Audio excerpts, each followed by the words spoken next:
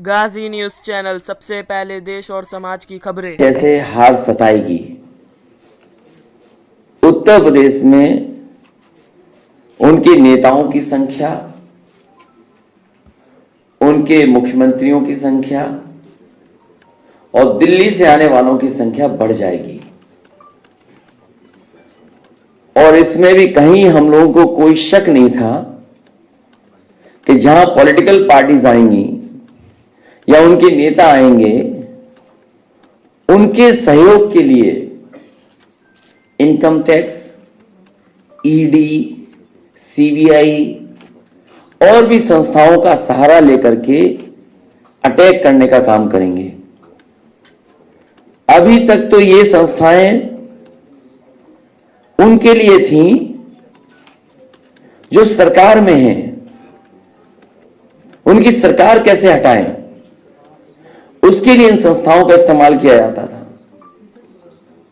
लेकिन पहली बार देखने को मिल रहा है कि उत्तर प्रदेश में समाजवादी पार्टी की सरकार न बन जाए, इसके लिए इन संस्थाओं का भी इस्तेमाल होगा।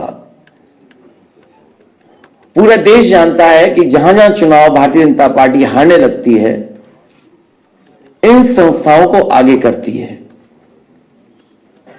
जहां तक ईडी, सीबीआई या अपने कागजों को दिखाने का काम, हमें बहुत पुराना अनुभव है और इसलिए अनुभव है कि भारतीय जनता पार्टी भी कांग्रेस के रास्ते पर जा रही है।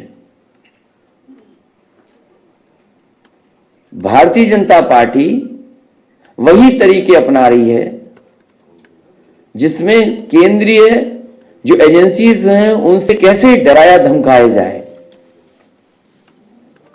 लेकिन जिस तरीके का माहौल उत्तर प्रदेश में है, योगी सरकार बचेगी नहीं। जनता ने मन बनाया है कि योगी सरकार उत्तर प्रदेश में बनेगी और इनसे ज्यादा अनुपयोगी कोई हो नहीं सकता था जिसने उत्तर प्रदेश को बर्बाद किया हो। ये अनुपयोगी हैं, अनुपयोगी हैं। इन्होंने इतना नुकसान किया उत्तर प्रदेश की जिसकी आपकी कल्पना नहीं की जा सकती है। गृह राज्य मंत्री टैनी, कौन नहीं जानता हो उन पे आरोप क्या हैं। गृह राज्य मंत्री टैनी, उन पे क्या आरोप है? क्या दिल्ली की सरकार नहीं जानती? क्या उत्तर प्रदेश की सरकार नहीं जानती? और जब उत्तर प्रदेश की सरकार की जांच में उनके नाम आ गए और कहीं ना कहीं उनके ऊपर उंगली उठी है, तो आखिरकार सरकार क्यों बचा रही है उसको? क्या कारण है कि सरकार उन्हें बचाने का काम कर रही है? जो हमारे अन्नदाता हैं, जो अपने हक और सम्मान के लिए गए थे, अपने हक की लड़ाई को लड़ने गए थे, पीछे से थार जीप ने उन्हें कुचल दिया। किसानों की जान चली गई, पत्रकार की जान चली गई। दोषी कौन है? जांच में यह बात साफ है कि देश के गृह राज्य मंत्री, उन पर उंगली उठी है, उनके बेटे पे उंगली उठी है, भारतीय जनता पार्टी के कार्यकर्ताओं पे उंगली उठी है। लेकिन आखिरकार सरकार क्यों नहीं सजा दे रही है? क्यों ध्यान हटाना चाहती है? मंच पर जो हंगामा हुआ, निषाद समाज के साथ जो धोखा हुआ, केवल निषाद समाज नहीं बल्कि पिछड़े, अति पिछड़े, दलित, अल्पसंख्यक और बड़ी संख्या में हमारे अगड़े लोग, ब्राह्मण समाज के साथ जो हुआ, कौन नहीं जानता। और मंच पर किस खुशी के साथ बुलाया गया था निषाद समाज के लोगों को। उन्हें वादा किया गया था आपकी सब मांगे पूरी हो जाएंगी, आरक्षण मिल जाएगा। लेकिन मुझे खुशी है इस बात की कि निषाद समाज ने अपनी मांग को नहीं छोड़ा।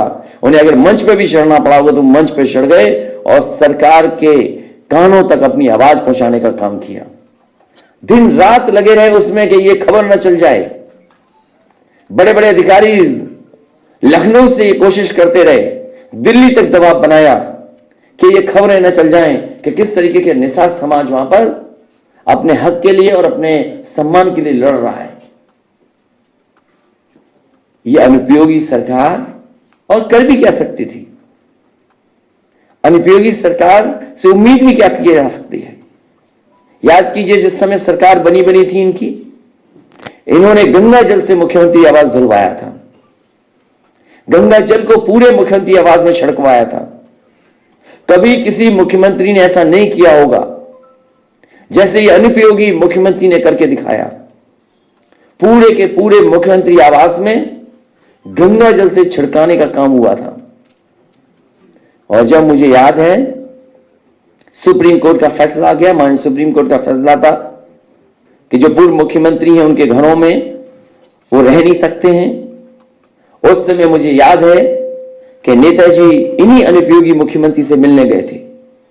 जब मेरी जानकारी में ये बात आई तो मैंने उस समय भी रोका था नेताजी को कि आप मत जाइए इस मुख्यमंत्री से मिलने के लिए।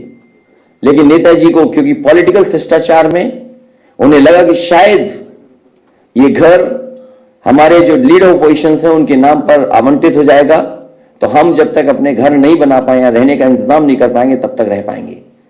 लेकिन मुझे याद है जैसे ही नेताजी मुख्यमंत्री आवास से बाहर निकले हैं, उन्होंने दस्तखत कर करके और तुरंत नोटिस देकर के तुरंत घर खाली कराए जाए। ये अनुपयोगी सरकार, और कैसे कोई भूल सकता है कि सरकार बनते ही एक कुदाल मंत्री को निकाल दिया था इन्होंने। वो जहां जाते थे कुदाल लेकर के जाते थे। जेपी नायसी में कुदाल लेकर के गए, जो पुराना हेरिटेज एरिया डेवलप हुआ था वहां कुदाल लेकर के गए, कुदाल चलाते थे, खुद जांच करने जाते थे। और उन्होंने कहा कि ये बताइए इतना ऊंचा हेलीपैड क्यों बन गया। जब उन्होंने जेपी नायसी की ऊंची बिल्डिंग पर देखा कि यहां पर हेलीपैड बन गया है, हेलीपैड बना हुआ है, तो उन्होंने कहा ये डिजाइन रॉन्ग है, ये किसकी सूझबूझ है कि इसमें बन गया है हेलीपैड।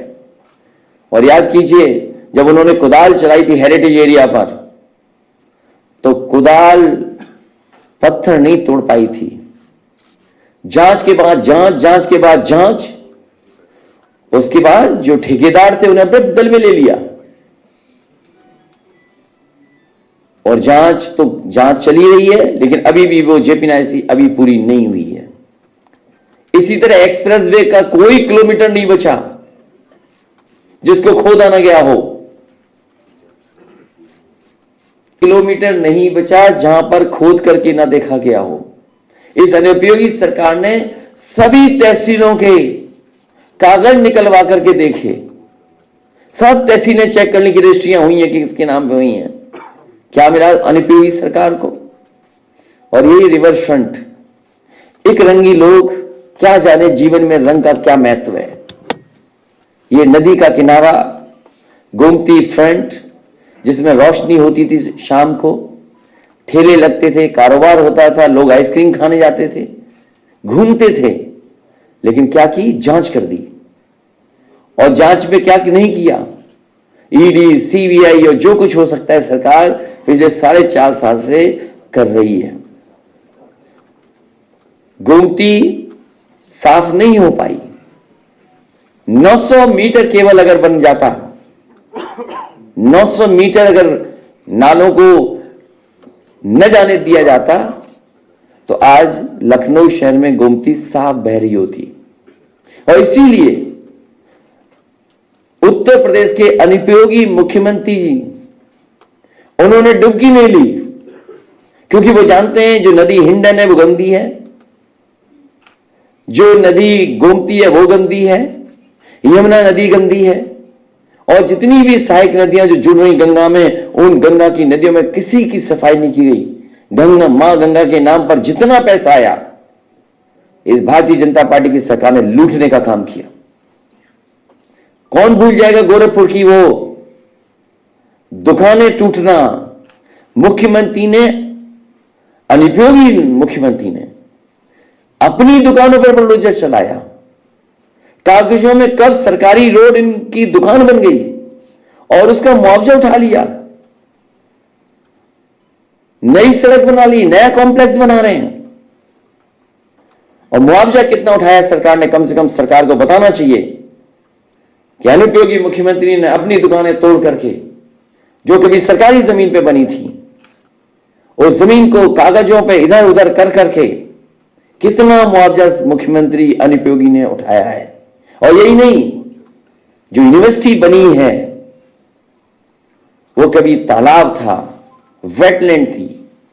आखिरकार किस कानून के अंदर लोगों पर दबाव बना करके वो पूरी वेटलैंड की जमीन, पूरी तालाब की जमीन को अपनी यूनिवर्सिटी में कब्जा कर लिया। इसलिए मुख्यमंत्री अनुपयोगी याद रखें, सरकार जाने वाली है और ये जो हथकंडे अपनाए जा रहे हैं ये तब अपनाए जा रहे हैं कि जब उन्हें पूरा भरोसा हो गया कि सरकार जा रही है उनकी। ये वापस नहीं लौट रहे हैं। ये सोचते हैं कि समाजवादी विजय तक रुक जाएगा। आपने छापा मार करके ये बता दिया है कि आने वाले समय में समाजवादी लोग ही आ रहे हैं। उत्तर प्रदेश की जनता आपको हटाने जा रही है। हम लोग तो केवल एक माध्यम हैं, लेकिन उत्तर प्रदेश की जनता ने तय कर लिया है कि उत्तर प्रदेश से अनुपयोगी सरकार हटाई जाएगी। और अनुपयोगी सरकार की एक घटना नहीं है, एक किस्सा नहीं है, एक जगह का नहीं है। लखीमपुर जैसी घटना कोई सोच नहीं सकता था, इन्हीं अनुपयोगी मुख्यमंत्री के कार्यकाल में हुए हैं। हाथरस की बेटी का अपमान और पेट्रोल डाल करके जलवा देना, यह अनुपयोगी सरकार का काम है। 69,000 शिक्षक भर्ती के नौजवान दर दर भटक रहे हैं, लाठी खा रहे हैं, अपमानित हो रहे हैं। अगर उनका आरक्षण कोई छीन रहा है तो यही अनुपयोगी सरकार है। कोई परीक्षा बिना लीक हुए नहीं परीक्षा हो पाई, पेपर रद्द हुए हैं, जो नौजवानों को नौकरी न दे पाए, रोजगार न दे पाए, वो अनुपयोगी सरकार है जो टीटी, बीएड और बीपीएड के नौजवानों को बेरोजगार रख रही हो। आपको हमारी न्यूज कैसी लगी आप हमें कमेंट करके जरूर बताइएगा। अगर आप गाजी न्यूज चैनल पे न्यू है तो हमारे चैनल को सब्सक्राइब जरूर कर लीजिएगा और बेल आइकन प्रेस करना बिल्कुल ना भूलिएगा ताकि हमारी लेटेस्ट वीडियो आप तक पहुंचे। और अगर वीडियो अच्छी लगी हो तो लाइक जरूर करिएगा। थैंक्स फॉर वॉचिंग माहिरा की स्पेशल रिपोर्ट।